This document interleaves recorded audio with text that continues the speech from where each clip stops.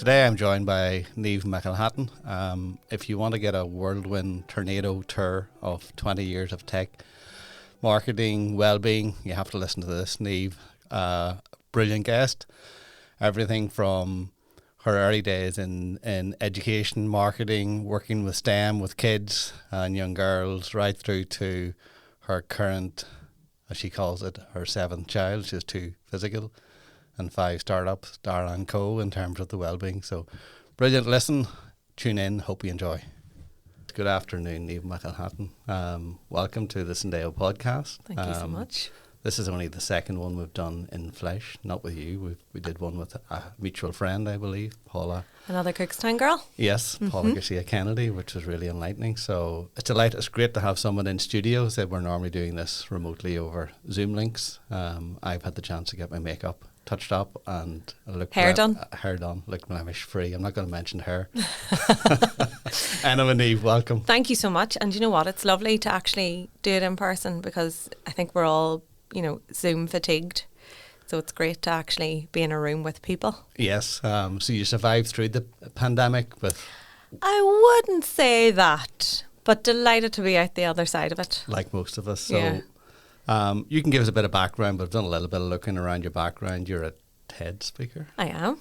Fantastic. Thank you very much. And I did watch it. Oh, did you? Oh, I did indeed. Oh, God. The addictions to the phone and social media. And yes, a lot of that resonates. I think it's probably more relevant now than it was in 2017. Yeah. And that was just my own personal journey. And now my girls were tiny when they kind of exposed their mother to that addiction.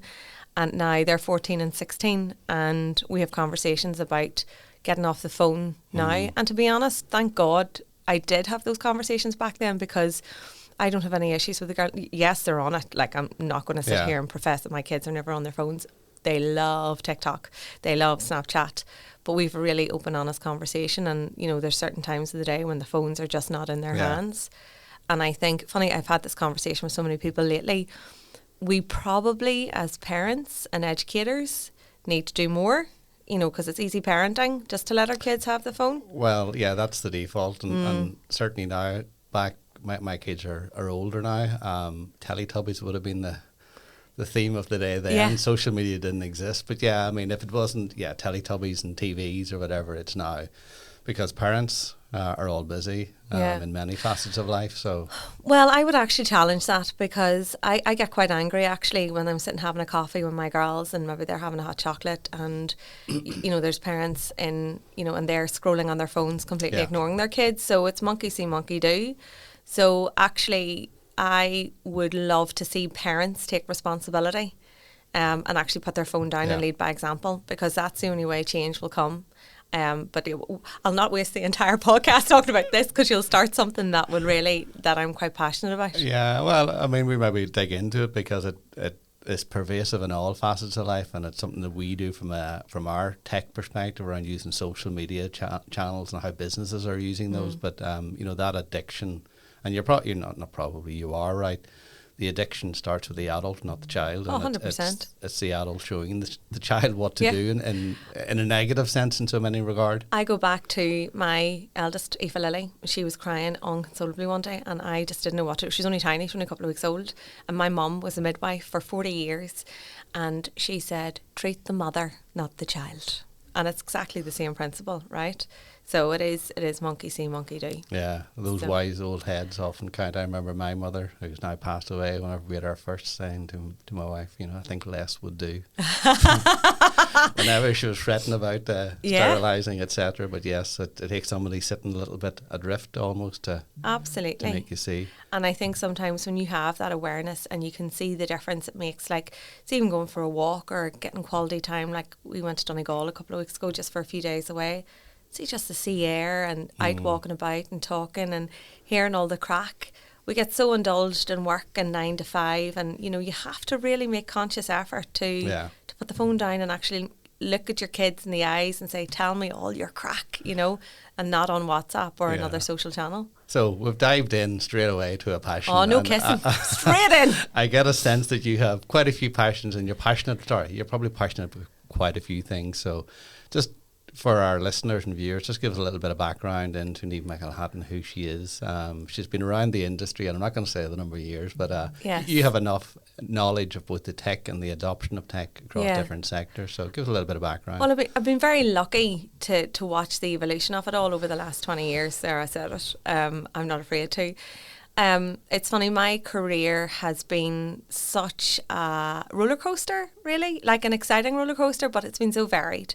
So a lot of people won't know this, but I went to Trinity originally to read theatre studies, and then went to Strawberry Hill to do teaching, and always obviously had an interest in education, but realised very quickly that actually teaching was a vocation and one, that I was not ready for. But of course, London life was super, and I didn't want to go home. And I got a job selling advertising space, and it paid the rent. Then I got a job as an assistant events coordinator at the Polo Club, and so I got into the whole field of sales and marketing, advertising, events, and had a natural flair.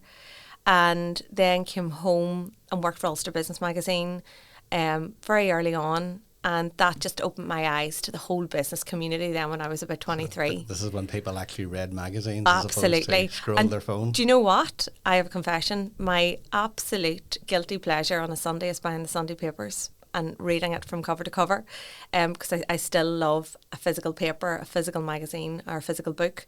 But so I come home and had great aspirations of actually starting my own company when I came home, an events management company called Ginger Fizz Events. I still have the letterhead, I'm not even joking.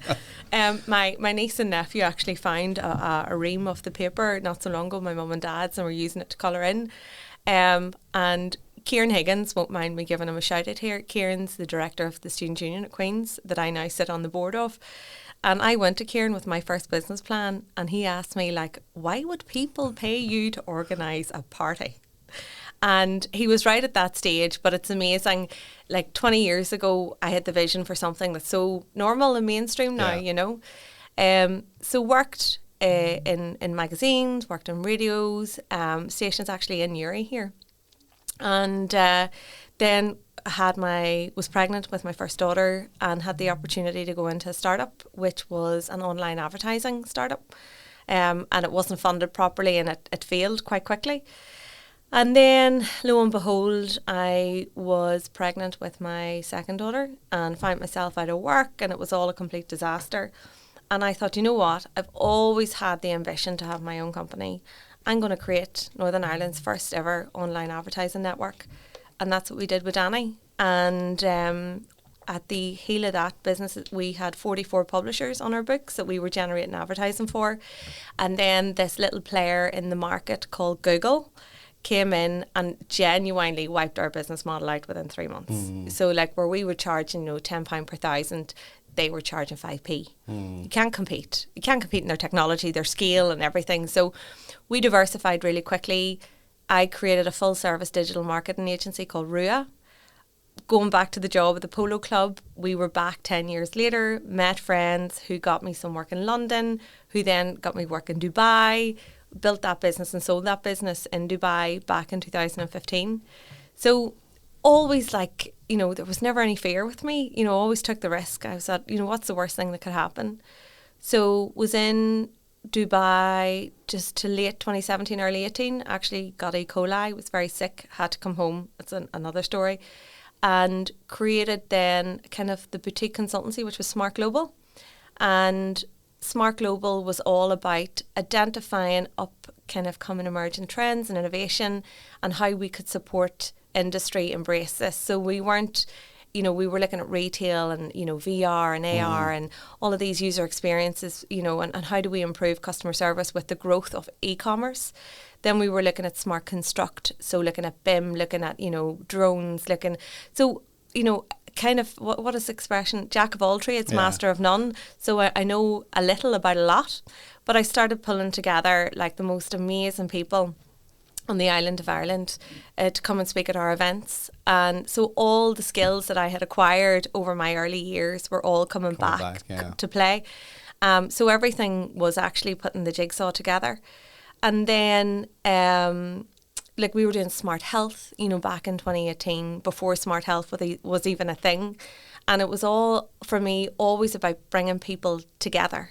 To share experience, to talk about things that were coming down the line, to share their work, to connect, to network, because my network is probably my biggest asset.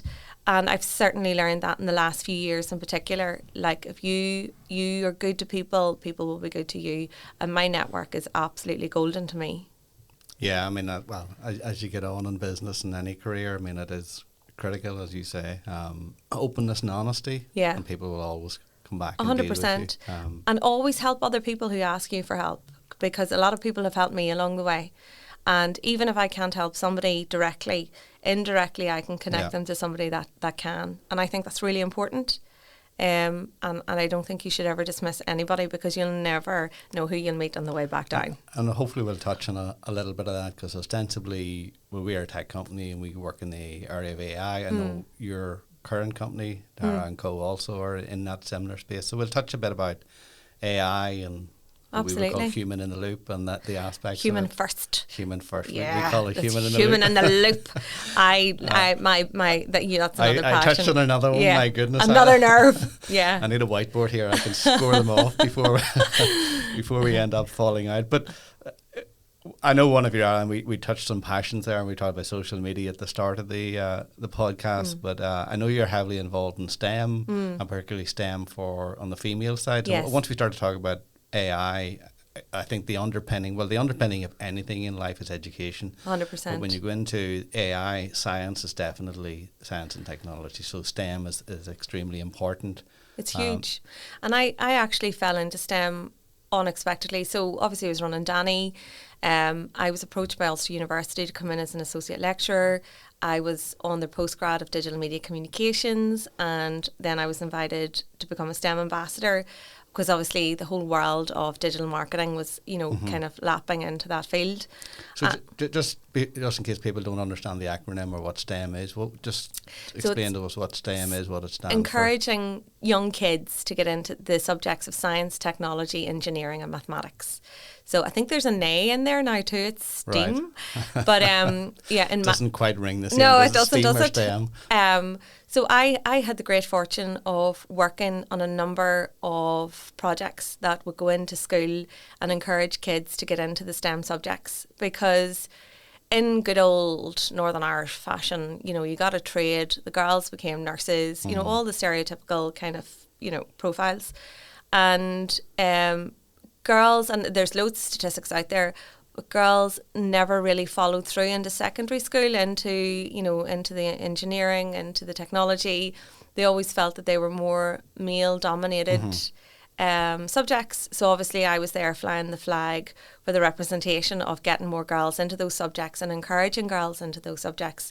And I've done that for a long, long time now. Like, I think it's probably about 14, 15 years now. And it's always just been a labour of love, to be honest, is to help other girls see the opportunity and to be different and to, create new pathways for the girls coming behind. And do you see the needle shifting? I mean, I said we my own company and my own background's been technology. It still is, although I can see the balance over the last probably 10 years, it still is male orientated. Yeah, like, listen, let's call a spade a spade. Of course it is. There's still a lot of work that needs to be done in business in general. When you're a female in a male dominated industry, it's never easy. Like, I could write a book, on misogyny and the horrible situations that you've confronted, especially as a woman in tech.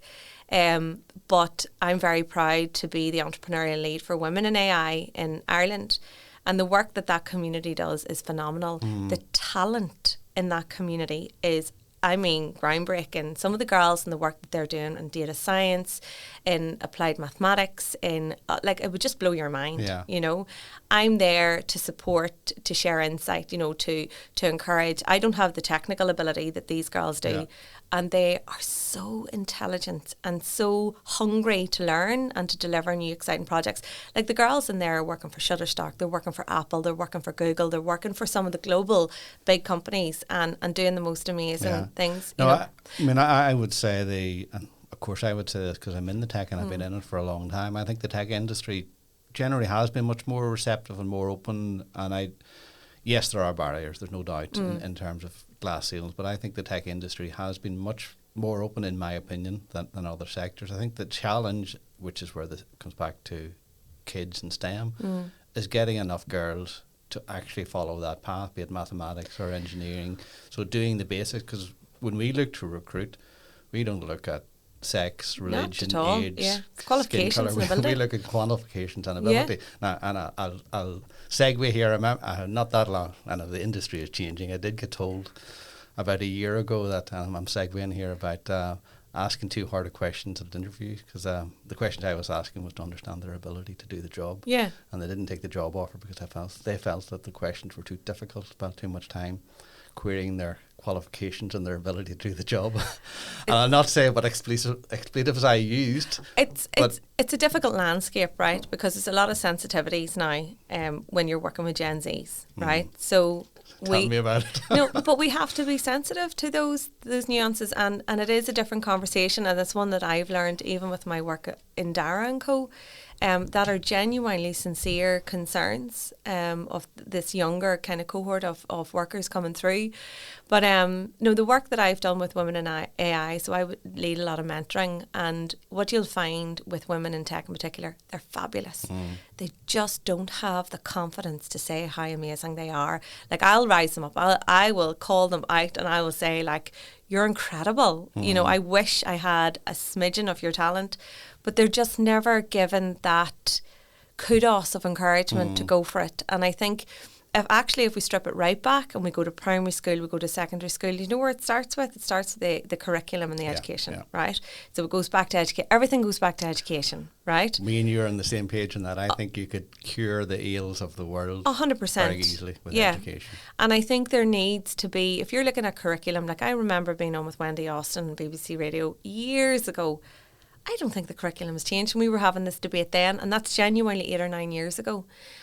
We had the head of the CCEA on, and I can't remember the other gentleman's name, but we were talking about, you know, technology and how it's going to evolve. Like, we still don't have the skills gaps filled for what we're going to need on down the line. Do you know what I mean? Yeah. So it's like, this is an all-inclusive kind of ecosystem to drive change. This isn't organisational change from me or you or my company or, you know, or Ulster University or Queen's or any of the other universities. This starts at the bottom. In primary 1, when you go in, this should be mandatory content within the curriculum now to show kids this is the evolution of technology and where the opportunities lie. You know, we'll always need nail technicians. Yeah. We'll always need hairdressers. But the reality of the situation is, you know, when we're looking at AI and how it's streamlining efficiencies within professional services, we need to be cute and we need to be prepared for that change because, you know, it's happening at a rapid pace. Yeah.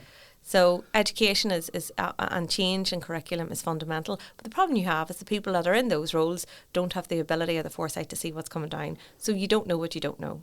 Correct. I mean, it is kind of a vicious circle. Yeah. I agree with you. You know, the more and I don't know how to solve the problem, the more you can get industry involved in those early years, the better. Well, you look at the likes of the work with Software Alliance. I don't know if you come across those guys. Yeah. You know, and I think, you know, kudos to the team and I understand what they're trying to do. I think it's getting bodies and collaboration partnerships like that together. So you have educators, you have industry experts, you have public sector representation that can drive the change in the curriculum. I think it's a massive piece of work, but it's a collaborative piece from education, public sector, private sector. And I think if you could get people involved in that way and to understand, well, what are the subjects we need covered here? Right down the line from finance to cyber to manufacturing to whatever the space is, to ensure that you understand what's coming and how we can start to create content that builds a curriculum around the subjects that need to be delivered. Yeah, I mean, and we'll touch a wee bit more on the AI because it is a rapidly changing landscape. You also mentioned when we were chatting earlier, Dara Co, which is your current company. My latest baby, my 5th baby. Your 5th well, baby. Actually 7th. two little humans and my 5th startup, yeah. Tell me a little bit about that, because I know that's starting to mix the technology from the AI side of things with Wellbeing and probably education as well. Huge. Right. So we're trying to, you know, we're an agile startup, right? So that's when you launch a new company, you don't know what's going to happen, right? Because you just know that you have to be solving a problem. Yeah. So when I actually started Dara Co I was headhunted to come on to take the role of CEO, and it took us a while to really map out what it was that we were solving. We knew we were onto something. So post-pandemic, society as a whole, and I hate using those words, as a buzzword, really. But I seen a massive shift in people's self-awareness. I seen a massive shift in people's resilience levels on how to cope with situations. People had lost this ability to have a conversation, to communicate, to make eye contact. There's this loneliness epidemic that we're all facing, and this is real. Like, this isn't an elderly lady in a rural location with nobody coming to see her. This is impacting our young teenagers, our young 20-year-olds who feel so isolated and abandoned and feel lost with hybrid working and remote working and all of this. So we took all of these problems and we were like, well, what do we want to do here? What are we trying to do here? So we were like the masterclass to try and create content that would support people rebuild human connections, rebuild a better relationship with themselves. So how do we do that? So we did loads of focus groups early 2023, hundreds of people.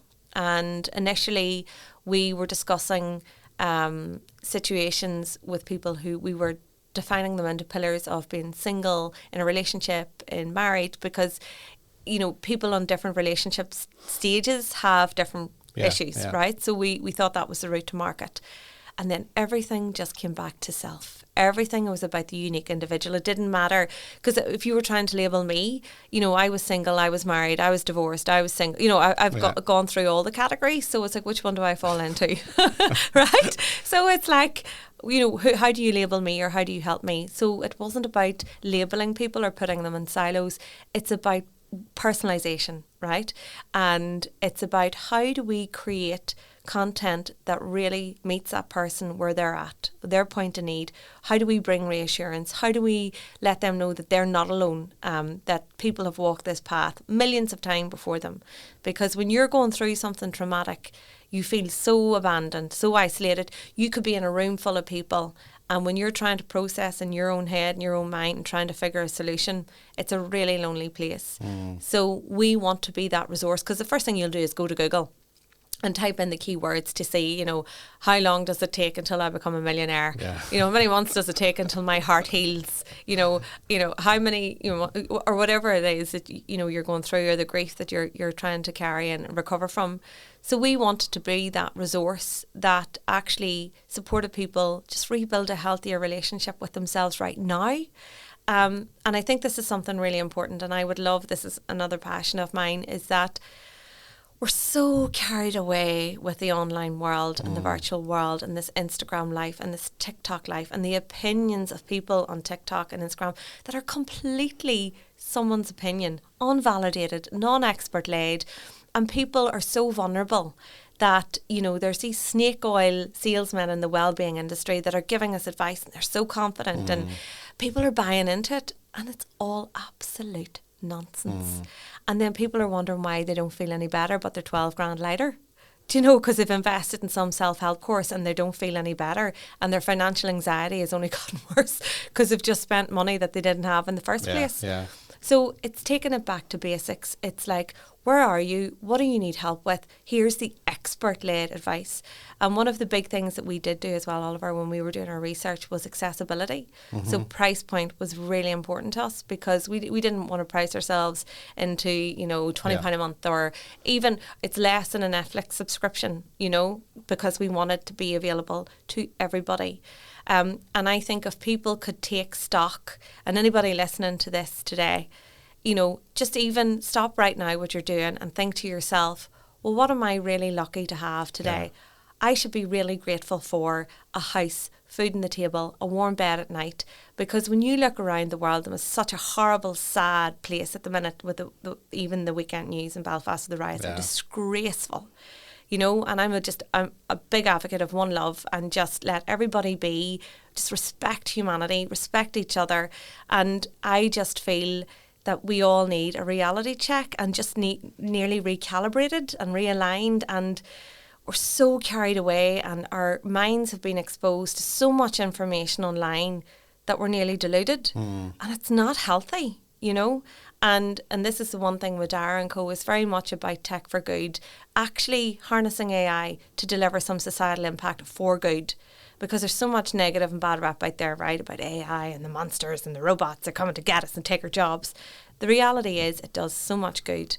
And I think, you know, if there was an opportunity to really transform that space, I would love to be involved in it to make a difference. And I called it human in the loop, but you corrected me and called it human first. Well, no. Human in a loop is a very valid thing to talk about, but for me, it's the human first. So it's human plus technology. Well, actually, when we were trying to map out at Dara Co what it was human need plus education, expert education plus technology. So it was how do we get the education to the individual, and that was utilising the technology. And, you know, we did a lot of work, and we're doing a lot of work with DCU in the Insights Lab and Tomas Ward and his team down there on developing our AI at the moment. And, you know, it goes back, it always just goes back to the human, right? So hence why it's human first. So, you know, people talk about AI. The reality is us humans are the creators of all of the AI. Us humans input the data. You know, the AI isn't this thing that came along. We created it. Yeah. So we can handle it. We can regulate it. We can control it. So it's up to us as individuals, okay? So, you know, I know we touched on the EU AI Act that came into regulation on the 1st of August. And it's like, okay, but we as citizens are individual, you know, we're responsible. We're responsible how we use our data. We're responsible for what we tell, you know, accepting cookies all day long. Do we know the consequences of that? All of the simple little things, again, it's like education. So how do we educate people to let them know how they're using their data so it's not exploited? So anyway, going back to our AI, we did a lot of research on how can we leverage AI to drive some good, because I don't know about you, but people are under severe pressure at the minute to drink their smoothie, eat their blueberries, you know, have a workout. I had my blueberries for breakfast. I was sure I had it in my smoothie, right? I'm not going to lie. I think it's like my superpower. But it's like, you know, we put ourselves under this pressure. You need to get up early. You need to have a workout before you go to work. Then you need to work, and then you need to eat well, and, right? So we're already in this mindset that we need to be well, and if we're not doing that, we're not well, and we're doing our bodies a disservice. That puts people under so much pressure, huge pressure. Maybe they're tired, maybe they're stressed, maybe they don't have the capacity. So instead of, you know, setting goals, why don't you just tell people, have a rest day, take a pause, just go and make a cup of tea. Don't worry about any of this. So we don't want people to be under pressure to set new goals and to 10,000 steps a day. It's actually about forming better habits to make you feel better. So what is it that actually makes you feel better as a person? And this is also completely unique and individual. And when I talk about the whole hyper-personalisation thing, this is what I mean. It's we want to build something that when you come in, it's so dynamic and so intuitive. We know exactly the hug, the meme, the funny video, or the signposting to some really serious resources that you need to help you get through the situation that you're going through. And that's when we talk about well-being, it's not an off-the-shelf generic, hey, here's 10 top tips to manage your mental health today. Yeah. Because if you're in a dark place, let me tell you, you'll not be following those 10 top tips. Yeah. So how do we build something that's so intuitive that we know that that person is really struggling, and we can identify that maybe through sentiment analysis, maybe through NLP, through the machine learning, you know, how do we use the elements of AI to really understand that person and to be able to help them, to put the virtual arm around them and put that human first and get them to the supports and help that they need? Well, there's absolutely a need for it, which is clearly evident. As you say, we even look at society as it's been in recent days, weeks, in terms of, you know, how people are reacting to things well beyond their control. But certainly well-being at all levels throughout the education system. I know we dabble a little bit in it ourselves with undergraduates. And if you want to be commercial about it, there's a huge business case to be made in it as well. Leave aside the more important fact of helping people through. But isn't that an excellent, you know... Of course it is. It's a win-win. It's win-win. Yeah, 100%. Without taking advantage. Yeah. That's the big difference, you know. And Elaine, my editor-in-chief, you know, she really, because I would come to her with articles I've seen and I'd say, oh my God, this is amazing. She was like, no, she said, you haven't validated this. And I'm literally like, you're so right. Yeah. And that's the thing. It's like you have to really make sure your experts are expert. And validation is key, so that you know when you're reading this resource that it actually is totally legit, because there's so much miscommunication out there, right? I'm not going to name the social channels. We probably all know what they are, but it's crazy when you look at some of the stuff that's... But I think that's the thing as well. Like, you know, yes, when we started, we were selling to the individual. Absolutely. To yourself, to me, you know, everybody was unique that we wanted to sell a subscription to.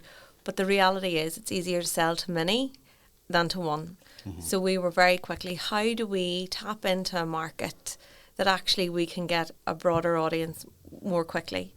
And, you know, we're very early days. We're doing our seed fundraising. You know, we've a long way to go. It's all very exciting, and we know we're really solving and helping people, because the feedback we've got already has been really gorgeous from some people, which makes me really proud actually of the team's work to date for what we've done and what we've taken to market in such a short space of time. But no, I think if we can get all our ducks in a row, and you know, we're working with some really exciting corporates at the minute to help their staff. And, you know, and I know this area is something that you guys do is a lot on kind of employer experience and things like that. But we're not there for employee engagement per se just yet. We're there for employee well-being, right? And we've had many a conversation around this. So employee well-being is a very different metric to employee engagement. You could have the most engaged employee who will work 12 hours every day and their well-being is in the gutter. So you've got to start with the individual first before you can do that. And like I'll put my hands up myself and say, like, my kids call me a workaholic. It doesn't feel like work because I actually love what I do. But like, they're probably right. You know, I went on holidays, I would still work, like get a little window just to check in. But I think when you're the boss, you have that responsibility to ensure there's no fires. But I think if you can be really honest with yourself and identify your well-being and say, like, am I actually happy? How happy am I right now? And happiness comes in all different shapes and forms. But it's having that sense of self-awareness, and I think that's a big thing that's missing in people's lives, not in corporates, not in student wellbeing, but in society as a whole. I think people are so frustrated with life in general. I think a lot of people are struggling. Like, one of the biggest feedbacks that we get when we do our employee needs analysis is financial anxiety. So how can we help people? What needs to be done? You know, how can we intervene here to help provide people better lives or better supports or give them new opportunities, because there's any amount of opportunity out there if you want it, right? But how do we create that in such a way that people feel confident enough to go for it? Yeah, and as you said, it's personalised, and they're not, because as you say, if you look at the whole well-being space, you know, you go on to Google, you go on, there's a mountain of material. How much of it's relevant or how much of it's good, etc., is another matter. But even, I'm sure there's huge amounts of material that are very good. It's finding your way through that is always a challenge. And yes, we do talk about, we do a lot in the customer experience and we're in the tech space, but there is, in our space, we do talk about, you know, happy employer, happy employees mean happy customers, and there is a symbiotic relationship there, that clearly if your employees are not engaged or not, their well-being is poor, then servicing customers, that is going to manifest itself in some shape, form or fashion. So, you know, and you think of the root cause of that. So where typically does that come from? So when we did one analysis, 89% of respondents said the personal problems in their life were impacting their productivity at work, and they were trying to come in as a happy employee and pretend, smiley, smiley, 9 to 5, Neve here, right? And the reality is, you know, financial anxiety, maybe they're caring for, you know, an elderly parent, maybe they're having a bit of relationship trouble, maybe they're parenting, you know, teenage kids, maybe they have a young baby, maybe they're dealing with fertility issues, maybe, right? There's so many things out there that aren't addressed, you know, and we're so lucky, you know, as a woman in business now, to see the work and that has been done around menopause. That's amazing, and kudos to the work that's been done there. But now it's like there's a whole other world of issues that need to be dealt with Okay, so let's actually get into the granular level and dig deep and identify what those issues are and help people deal with those in the now. So what reassurance can we, so it all comes back to that. So if you're happy in your personal life, you mightn't like your job, but you can get another job, right? And that's the reality of the situation. You can find something you like, and then when you're happy in your work, life is going good. Oh, what a difference. You know, what a difference it brings in general. Yeah, well, we do spend, I'm not sure what the proportion is, but it's a significant proportion of our life. A third. Sleeping, working. Yeah. And is it a third then? It's a generous split. I suppose it is 8 hours a day. So I read a really fascinating piece of research, and I'm looking forward to getting the girls in the podcast. Juliet Hazard from Queen's did a piece of the impact of employee wellbeing on companies and organisations, and the investment needed for companies to actually listen to the employee voice, because this is something, you know, a lot of, and there's still a lot of old school companies out there, right, that, you know, they'll tick a box, that's HR, you don't talk to her, you know, and it's like, oh, that's it done now, right? The reality of the situation, that doesn't cut the mustard anymore. You need to be serious about this. You know, we have the whole DI&E policy, we have our ESG governance to look around, so there's a lot of kind of new fields of compliance that seriously need to be considered for people. And this new generation coming through, the early 20-year-olds, new graduates coming through, you know, a lot of the first things they ask are, well, what are the, you know, employee benefits for me? What holidays do I have? What, you know, what's my progression? What's my, you know, career progression opportunities? And they're genuinely, you know, sincere about that. And you go into a lot of HR departments and they're like, I would have just been delighted with that job and the contract to get started, you know. It's a different world. It's a different world, but one that we have to manoeuvre. Yeah. So tell me a bit more about your, I mean, you've, as you mentioned, 20 years, and you have a lot of tech in that throughout that period. In the last 18, well, it's almost 24 months now, generative AI has hit the scene, and the world has changed, or according to some people. I'm not entirely sure it's changed as much as some people think, but I mean, what are you seeing in that space with generative AI? Where do you see it going? Where do you see the pitfalls? So I think it's delightful, if I am honest. God bless Gemini and ChatGPT. It helps me with so many things. Like, I'll put the foundations of an idea into Gemini. And it brings it to life. Something that I would have pondered over for an hour, 2 hours, thinking, right, how do I structure this? How do I put this together? Boom, it's done, right? So streamline efficiencies, super duper.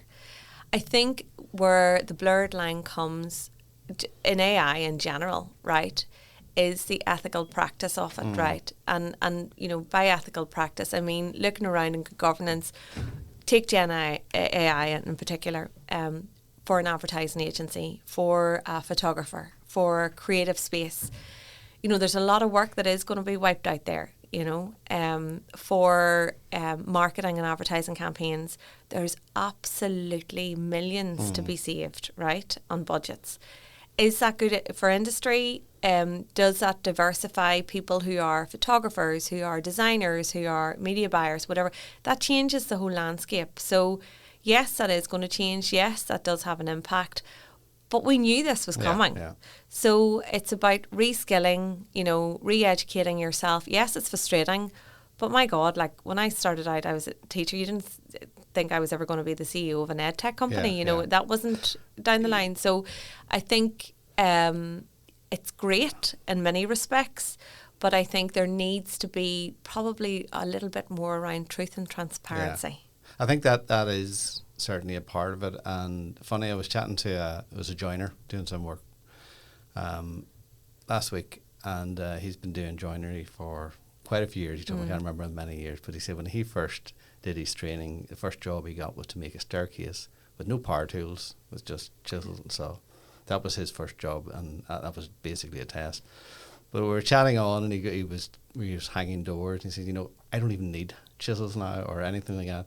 There's a routing machine that actually cuts the hinges. There's another machine I put on the door that actually cuts the latch in the door. So I suppose the reason I'm saying that, regardless of what the industry is now, I know the tech and AI is slightly different. Everything has evolved. Everything has evolved pretty rapidly now. We still need joiners. So albeit he didn't train with these tools and power tools and making it easy. It makes my life easier, but I'm constantly retraining. So I can do more work. I'm more productive. So in many regards, just what you said, I do look at generative AI as a tool that and it's not the tool, and okay, we can get into some discussions about the tool itself. It's the use of the tool, and it's the same scenario. If people want to use that for bad or nefarious reasons, then of course they're going to do that. Which is very sad. Yes, but that's human nature. I know. Humans do that. Certain humans will do that, and we have to understand that as a society. But I do think, I suppose, where the generative AI goes, it is more the extrapolation of the data, how the data has been used, as you said, privacy around that data. Do we know it's been used or not being used? 90% of the time we probably don't. I would say more than 90% Yeah. of it. Yeah, well. So my view on data and data privacy is I just assume my data has been used. Yeah. And others have access to it. And my view is I'm not doing anything that's particularly bad. So therefore, if they want to pick on me and do something, might fire away. No, you're not going to find course. anything. Now that's a bit blasé. Of course it is, about our privacy, and our data is very important.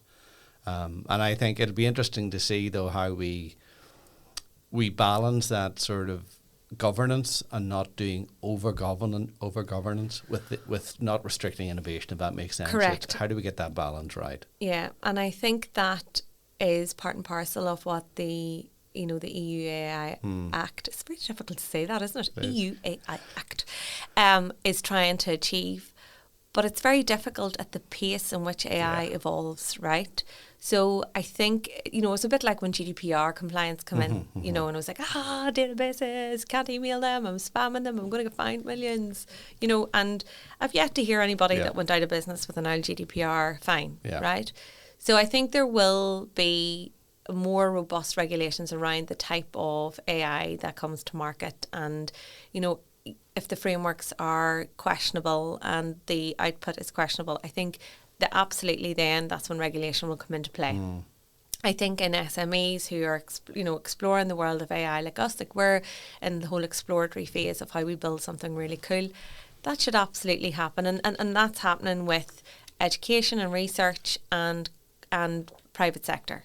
So that's the combination to see where it flies, right? And that's kind of where the magic happens in creating something like that. Yeah. But I think as long as you are, you're aware of what the regulations are, you're not doing anything, evil, then, let it develop and let's see where it goes. But for me, like, oh my God, I couldn't imagine a world not utilising it now. And it makes my life so much easier. Like you think, like my entire life is on my mobile phone. My diary, my bank, my, travel, my kid's schedule, like everything is literally in the palm of my hand. We couldn't do that. Life would be so much, a lot slower, mind you. And maybe that isn't a bad thing. That might be a bad thing. But, everything is managed on the device now. And it's literally like, there's a lot of good. And I think for me, like I'm such a champion for tech for good. I would love to see some of the talent that we have here in Ireland in particular harness that more effectively. But I think you're right, whether it's AI or other tech, and we touched briefly on the social media side of things, it's how do we put the right bounds, right? And it's the addiction aspect of it more than anything to these technologies. And yes, then we need to lure in, the bad actors or make sure that data isn't being used or misused or people are using it for nefarious reasons. I think that's where the focus should be. And if I'm putting human first, we all have to take responsibility for our own actions. There's nobody putting a gun to our head to keep that phone in our hand. No. There's nobody telling us keep staring at it. No, but it's addictive. It is addictive. It's but like it's like nicotine was 20 years ago. Yeah, and is, alcoholism and any other addiction. Like I think my headline was social media is the new crack cocaine of the digital age, right?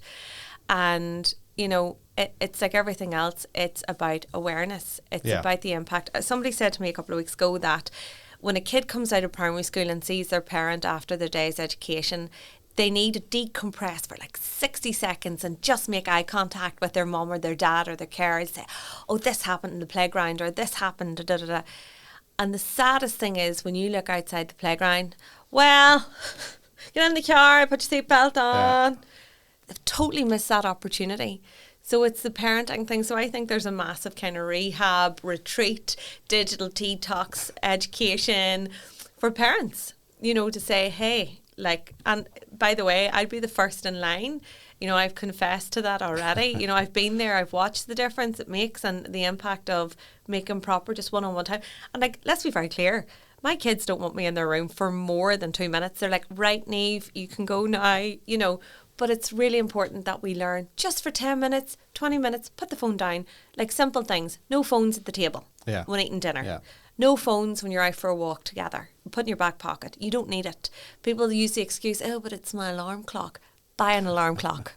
Do you know what I mean? Like, we will come up with every excuse possible. So it's getting into the awareness phase, the education phase, and then the discipline phase. Yeah. And I think there's no reason that we can't do it, actually. It's laziness if we don't.